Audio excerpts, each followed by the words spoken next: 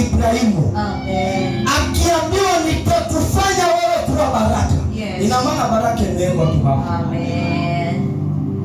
Na Ibrahimu alitembea, na ukisoma katika mlango wa 12 mzima, alifika mahali mpaka akakutana na ukame. Akatoka kwenye nchi yake akaenda mpaka nchi ya Misri kwa ajili ya ukame. Lakini baraka iko hapo tu. Amen. Lakini angekuwa amemwacha Lutu mapema, hata kama ukame ungetokea, yamkini Mungu angeshusha mvua pale. Maana maandiko yanasema alipotengana na Lutu, alimwambia Lutu, wewe ni ndugu yangu, haina haja mimi kugombana. Amen. Nchi yote hii iko mbele yako. Akamwambia Lutu, jichagulie mahali pa kwenda.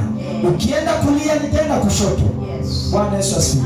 Amen. Na maandiko yanasema Lutu alipotizama aliona mahali palikuwa na ubichi. Ilikuwa ni Sodoma na Gomora kabla hajaharibiwa. Maandiko yanasema palikuwa ni kama bustani ya Bwana. Lutu akachagua lile bonde lote, na Ibrahimu akamwambia nenda. Yamkini Ibrahimu aliachwa na Lutu kwenye ukame. Oh yes. Bwana Yesu asifiwe. Lakini kwa mazingira yale yaliyobakia, Mungu akamwambia kule kuna kijani, alimwambia inua macho yako kutokea hapo ulipo.